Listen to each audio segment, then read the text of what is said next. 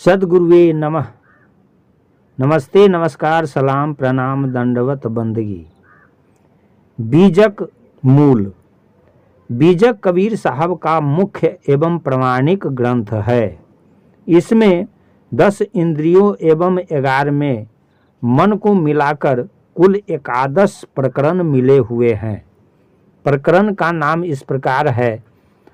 प्रथम प्रकरण रमैनी, दूसरा प्रकरण शब्द, तीसरा प्रकरण ज्ञान चौतीसा, चौथा प्रकरण विप्रमतीसी, पांचवा प्रकरण कहरा, छठवां प्रकरण बसंत, सातवां प्रकरण चाचर, आठवां प्रकरण बेली, नौवां प्रकरण बिरहुली, 10वां प्रकरण हिंडोल, 11वां प्रकरण साखी। प्रथम रमैनी में कुल 84 पद है। साथ ही 76 साखी भी इसी प्रकरण में है। इस विराट संसार में 84 लाख योनियों की कल्पना की गई है, जिसमें पड़ा हुआ अविनाशी जीव अनादिकाल से भटक रहा है। दूसरे शब्दों में 84 अंगुल के मानव शरीर में स्थित यह जीव विषयासक्त होकर नाना खानियों में भटकता रहता है। तात्पर्य यह है कि कबीर साहब ने मानव जीवों को इस 84 के चक्कर से छुड़ाने के लिए ही 84 रमैनी प्रकट किया है। तो आइए सुनते हैं। इससे पहले आप सभी से अर्जी, निवेदन, विनती, प्रार्थना है, लाइक कर देंगे, सब्सक्राइब कर देंगे, शेयर कर देंगे, ताकि सभी संत प्रेमी संत समाज को सुनने के लिए मिले। शाहे बंदगी, शाहे बंदगी, शाहे बंदगी। अंतर ज्योति शब्द और एक नारी से ब्रह्मा विष्णु महेश पैदा हुए। अंतर ज्योति का तात्पर्य अंतर आत्मा के ज्ञान प्रकाश से है एवं शब्दों के द्वारा मानव अपनी भावनाओं को व्यक्त करता है। नारी का अर्थ कल्पना शक्ति एवं मनः शक्ति से है।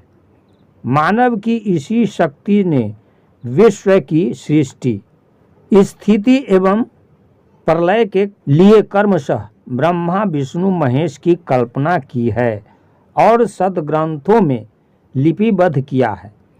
इन्हीं त्रिदेव से भग लिंग अर्थात स्त्री पुरुष का उद्भव हुआ, जो कि असंख्य थे, लेकिन वे भी अपनी उत्पत्ति विनाश को नहीं जान सके। अर्थात जन्म मरण का सांसारिक चक्कर किसी की समझ में नहीं आया। तत्पश्चात ब्रह्मा ने वेद रूप में वाणी को प्रकट किया, जो कर्मशः ऋग्वेद, यजुर्वेद, सामवेद एवं अथर्ववेद बने और इस प्रकार 14 भुवनों में धर्म कर्म आदि का पाठ व प्रचार होने लगा। विष्णु महादेव व ब्रह्मा जी को महान देवता माना गया और उन्होंने कर्मशः विष्णुपुर, शिवपुर तथा ब्रह्मपुर नामक 3 गांव लोक बसाए, अथवा इन्हीं के द्वारा भक्ति ज्ञान का कर्मकांड की स्थापना हुई। दूसरे शब्दों में त्रिदेवों ने ही सुरपुर स्वर्गलोक, नरपुर मृत्युलोक, नागपुर पाताललोक बसाया। फिर त्रिदेवों ने ब्रह्मांड को खंडों में बांट दिया, जिसके बाद 6 दर्शन और 96 पाखंडों का विस्तार हुआ। अर्थात पृथ्वी ब्रह्मांड को सप्तद्वीप व 9 खंडों में विस्तारित किया गया। योगी, जंगम, शेबरा, सन्यासी, दरवेश और ब्राह्मण ये 6 दर्शन माने गए हैं। इन्हीं के द्वारा 96 पाखंडों का दुष्प्रचार हुआ। कोई ब्राह्मण पेट से वेद पढ़कर नहीं आया और न ही कोई मुस्लिम खंतना सुन्नती कराकर आया है। अर्थात सभी मानव समान रूप से माता के पेट से जन्म लेते हैं, बाद में विभिन्न धर्मों का स्वांग रचाते हैं। नारी में ही चित्त मन लगाकर माता के गर्भाशय में निवास करते हो और 9 महीने बाद प्रसवोपरांत ब्राह्मण, क्षत्रिय, वैश्य, शूद्र, हिंदू, मुस्लिम सिख ईसाई वेश धारण करते हो और अनेक प्रकार के सत्कर्म व दुष्कर्म करते हो। गर्भावस्था में सब लोग अर्थात हम तुम एक जैसे ही रक्त चर्म रजोबीर्जमय थे। उस समय तो प्राणी के अंदर किसी प्रकार का मोह नहीं था, परंतु इस मृतलोक में आकर जाति धर्म संप्रदाय का मोह क्यों करते हो? एक ही नारी नर से इस संसार में देह की रचना हुई और यहाँ आकर किसने एक दूसरे को अलग किया? अर्थात संपूर्ण जगत एक ही प्रकार से माता के पेट से जन्म लेते हैं। फिर किस समझदारी बुद्धि से ऊंच नीच छूत अछूत मान लिया जाता है? सद्गुरु कहते हैं कि ए बालक, मल मूत्र द्वार से शिशु रूप धारण करके तू बाहर आया है और इसी का भोग कर पुरुष कहलाते हो। तात्पर्य यह है कि मनुष्य नारी से पैदा होता है और नारी को ही भोग कर पुरुषत्व की डींग हाँकता है। अभिगति, धोखा, पाखंड की गति या अज्ञात दशा की बातें कोई नहीं जानता। फिर मैं एक जीव आदमी कितना विवरण दे सकता हूँ? अर्थात यथार्थ ज्ञान के बिना परम तत्व का वर्णन एक साधारण मनुष्य के लिए असंभव है। जिसके मुख में 10 लाख जीव हो तो ऐसा कोई महान व्यक्ति भी अज्ञात दशा की बातें मिथ्या झूठा वर्णन कर सके तो आकर करे। साखी में कबीर साहब कहते हैं, कहहि कबीर पुकारी के ई ले ऊ व्यवहार, राम नाम जाने बिना भव बूढ़ी मुआ संसार। कबीर साहब पुकार कर कहते हैं कि ए मनुष्य, तू ई अर्थात इह लोक, स्त्री पुत्र जात पात, ऊ अर्थात परलोक, वेद शास्त्र मोक्ष की माया में उलझ गया है। तो राम नाम के जप बिना या परमात्मा के भजन बिना अथवा सबको आराम देने वाले राम को जाने बिना इस भवसागर से पार नहीं पाएगा और सत्संग के बिना इस संसार में डूबता रहेगा। यह था प्रथम रामायणी का प्रकरण। अब आइए दूसरा रामायणी सुनते हैं। इसमें सद्गुरु क्या कहते हैं? सभी प्राणियों में एक अंतर आत्मा रूपी अखंड चैतन्य जीव विराजमान है अथवा दृष्टा रूपी चैतन्य जीव प्रत्येक मनुष्य के हृदय में निवास करता है और वही अंतर ज्योति भीतरी ज्ञान ज्योति मन तथा इंद्रियों को प्रकाशित करती है। शरीर और इंद्रियों के सुखाभ्यास से मनुष्य मन से इच्छा रूपी नारी को जन्म देता है। त्रिगुणात्मिक होने के कारण उसका नाम गायत्री रखा गया और नारी के ब्रह्मा विष्णु महेश्वर यही 3 पुत्र या उपासक हुए।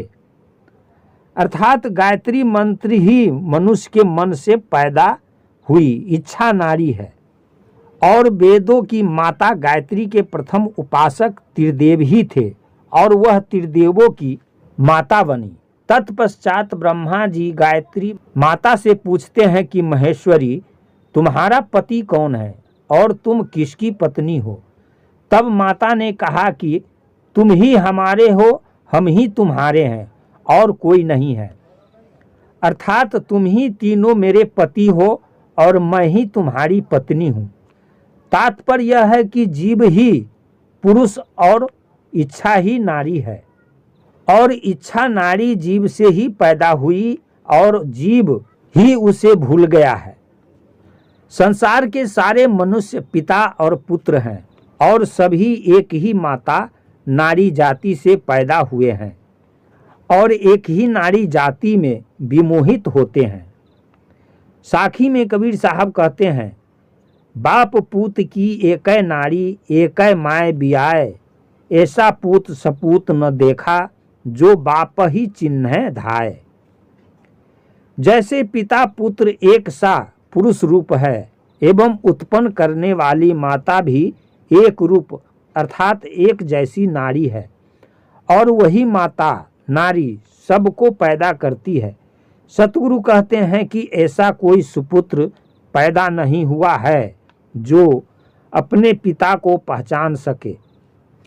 तात्पर्य यह है कि जिस मन की माया ने कल्पना करके पिता पुत्र माता स्त्री आदि का संबंध जोड़ा है, उसी अंतर आत्मा के ज्ञान स्वरूप दृष्टि से कल्पित संबंध जोड़कर जन्मादि से मुक्त हो सकता है। यह था दूसरा रामायणी। अब आइए तीसरा रामायणी सुनते हैं। सदगुरु कबीर साहब पूछते हैं कि पृथ्वी आदि पंचभूतों में से सबसे पहले किसकी उत्पत्ति का प्रारंभ हुआ? पृथ्वी या आकाश का एवं भौतिक वस्तुओं में सबसे पहले किसका आरंभ हुआ, मनुष्य या अन्य? और दूसरी बात यह है कि यदि उत्पत्ति हुई तो किससे और किस स्थान पर, अर्थात सृष्टि में सर्वप्रथम किस वस्तु का निर्माण आरंभ हुआ और सृष्टिकर्ता ने किस स्थान पर बैठकर सृष्टि की रचना की? संभवतः प्रथमारंभ में इच्छा रूपी गायत्री शक्ति से ब्रह्मा विष्णु महेश का प्रादुर्भाव हुआ और उन्होंने ही सर्वप्रथम निज उक्ति और शक्ति से माँ गायत्री की भक्ति वंदना किया। तात्पर्य यह है कि पहले ब्रह्मा विष्णु महेश किसी शक्ति नारी से पैदा हुए और अपने अनुमान से ईश्वर की कल्पना करके पहले पहल भक्ति की।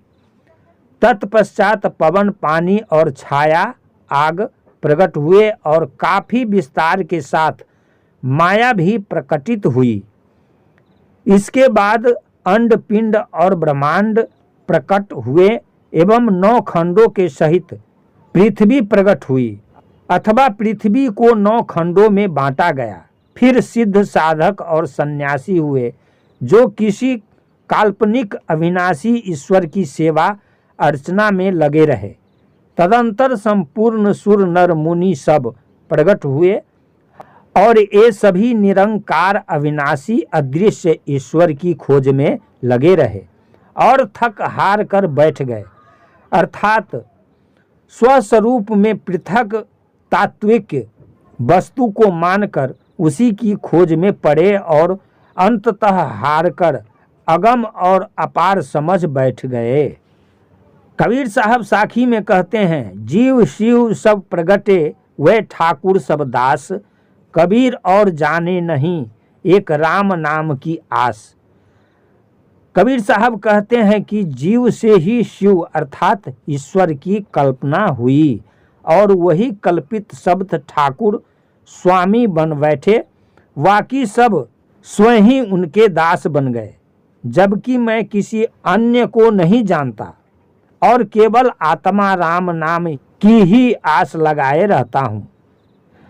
तात्पर्य यह है कि अंततः जिसकी शरण में सबको जाना ही है, उसे क्यों न पहले से ही अपना इष्ट बनाकर अपना लिया जाए और उन्हीं की स्तुति किया जाए।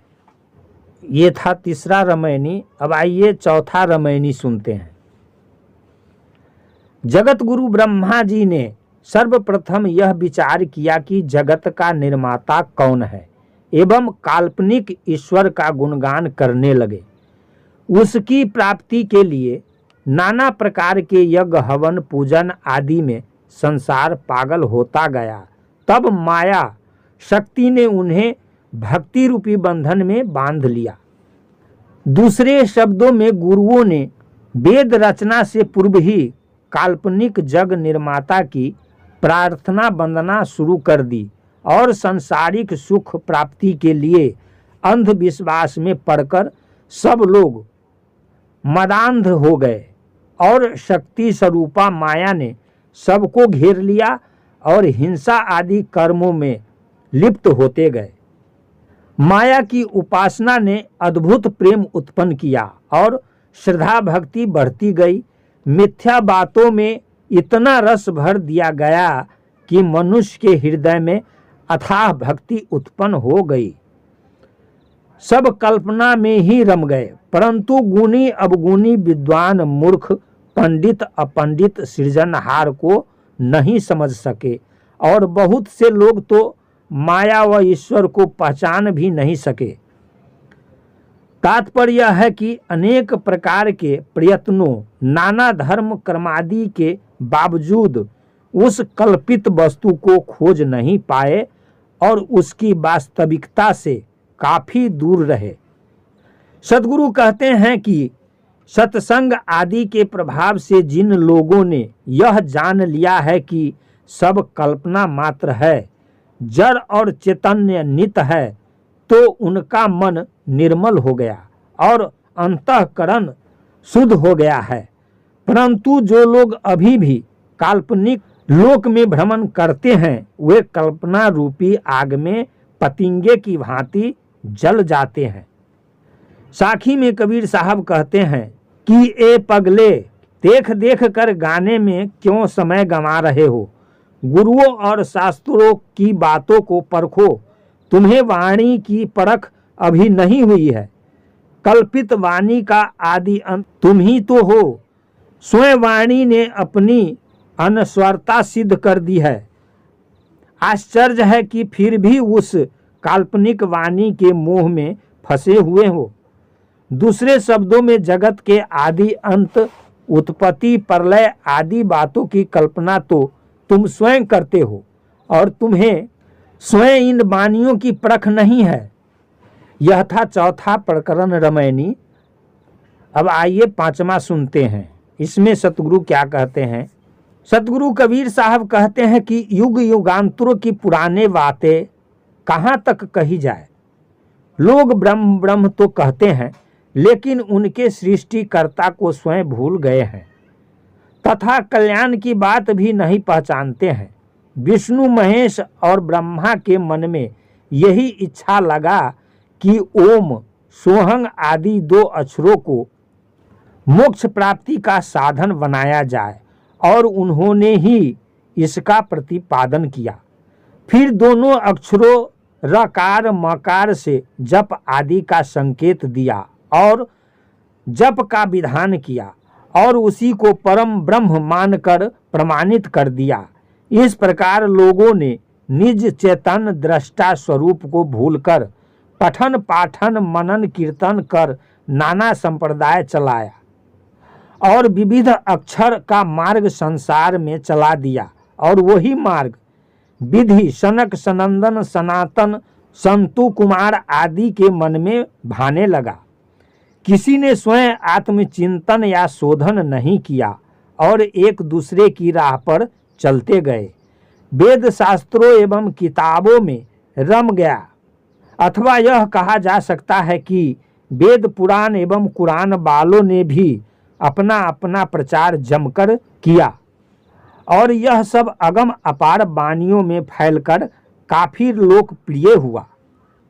चारों युगों से भक्तों ने अपने अपने संप्रदाय की मर्यादा बांध कर रखी, लेकिन भक्ति के नाम पर अंधविश्वास में चारों ओर से बंधते गए। नई नई भक्ति प्रणालियां चलती गई, लेकिन यथार्थ समझ में नहीं आया, क्योंकि भ्रम की मोटरी फटी हुई थी। भयवश पृथ्वी के 10 दिशाओं में दौड़ने लगे, स्वयं कल्याण हेतु तीर्थ व्रत धाम आदि करने लगे, लेकिन स्थिरता नहीं मिली और न ही औषधि प्राप्त हुई। तात्पर्य यह है कि मनुष्य तो आत्मज्ञान सत्संग ज्ञान न होने से भावी विनाश के भय से अपनी रक्षा के लिए तीर्थों और शास्त्रों में पड़ता गया, परंतु बोध संतुष्टि रूपी औषधि नहीं मिली। यदि चित्त मन को चैतन्य में स्थिर करे तो सद्गति अवश्य होगी, अपितु अधोगति कर्तव्य से सद्गति नहीं मिल सकती और नरक में जाना पड़ सकता है।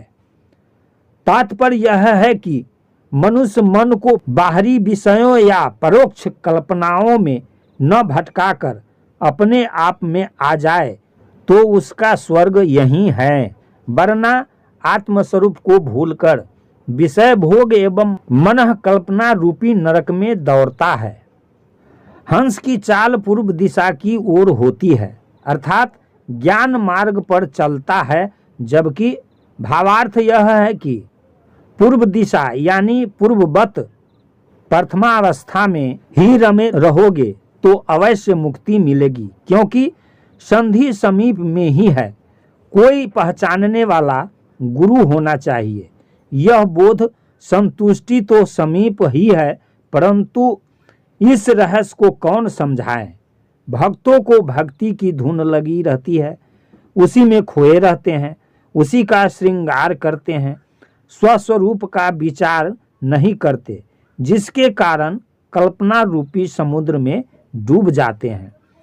दूसरे शब्दों में संसार में अधिकतम लोग किसी परोक्ष कल्पित देव के ही भक्त होते हैं, अतः रात दिन भक्ति का ही श्रृंगार करते हैं और कल्पनाओं की बीच धारा में डूब जाते हैं। साखी में सदगुरु कबीर साहब कहते हैं, सदगुरु के ज्ञान बिना दंध अक्षरों में पढ़कर दंध युद्ध मचा रहे हैं, अर्थात सच्चा ज्ञान न पाने के कारण उक्त झगड़ा मचा है। भावुक भक्त लोगों ने मनुष्यों से मिलकर पहले ही दंध की बात दृढ़ करा लिया। अब युगांतरों से दंध के फंद में फंसे हुए लोगों को कोई कितना भी उपदेश दें नहीं मानते हैं। लोगों का मन बाहर भटक कर रह गया है। गुरु सत्संग विमुख न किसी से मानी न मानता है, फिर कहो भला कैसे होगा। ये था 5वां रामायणी। अब आइए 6ठा रामायणी में सतगुरु क्या कहते हैं। सतगुरु कहते हैं कि ए मनुष्यों, तुम कौन सी वस्तु या स्वरूप का वर्णन करते हो और किसका कैसा रूप व लक्षण बताते हो, और कोई दूसरा भी है जो उसे देखा हो, अर्थात अनदेखी काल्पनिक चीज को महत्व दे रहे हो और आत्मस्वरूप अंतर आत्मा को नहीं देख रहे हो।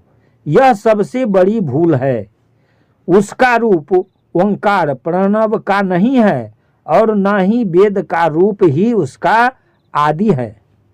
इसलिए बतलाओ कि उसके कुलादि विषय का रहस्य क्या है। दूसरे शब्दों में जिस प्रणव ओंकार स्वरूप का वर्णन वेद भी नहीं जानते कि उसका मूल क्या है, क्या उसका संपूर्ण रहस्य बता सकते हो। आगे कहते हैं कि पहले तारागण, सूर्य, चंद्रमा, पिता का वीर्य, जल, पृथ्वी, आकाश, वायु आदि कुछ भी नहीं थे। फिर किसने इनका नामकरण किया और किसने इन्हें पैदा होने की आज्ञा प्रदान की। तात्पर्य यह है कि काल्पनिक ईश्वर जब उपरोक्त कुछ भी नहीं है और न उसके विषय दिन है न रात है, उसमें कुल जाति भी नहीं है, तो यह निश्चित ही है कि विभु, अद्वैत, ईश्वर, ब्रह्म, खुदा इत्यादि सब मनुष्यों की कल्पना मात्र है। साखी में कबीर साहब कहते हैं कि शून्य ब्रह्मांड में प्रामाणिक का निरोध करके मनोवृत्ति लय करने पर जो ज्योति स्वरूप प्रकाशमान प्रकट होता है, उसी पुरुष को मैं शाबाशी देता हूँ। दूसरे शब्दों में मन में सहज स्मरण करते हुए जब कल्पनाओं का शून्यत्व हो जाता है, तब हृदय में ज्ञान ज्योति प्रकट होती है। मैं उसी मानव की प्रशंसा करता हूँ जो संकल्पों का त्याग कर एवं सबका साक्षी बनकर निरालंब एवं असंग हो जाता है। नमस्ते, नमस्कार, सलाम, प्रणाम, दंडवत, बंदगी। अभी आप सुन रहे थे बीजक मूल रामायणी प्रकरण। फिर आगे मिलते हैं 7वां रामायणी से। तब तक के लिए साहे बंदगी, साहे बंदगी, साहे बंदगी।